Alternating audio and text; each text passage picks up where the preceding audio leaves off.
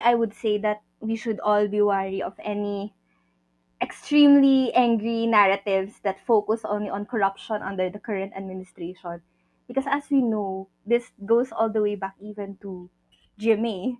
So parang trying to, see an amnesia, a collective amnesia of all the corruption scandals in past administrations. And also, I would note na talagang weakness ngayon ng current administration kasi yung tina-target talaga ng operations yung House of Representatives. Doon naka-center yung maraming, sa nakikita ko at least on TikTok, Facebook, naka-center talaga siya sa House of Marcos.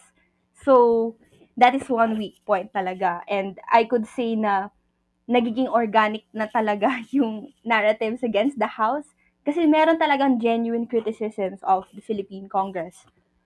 So that's the barrage that I'm seeing right now. And the difficulty is that you don't really know which is the genuine, which is the artificial.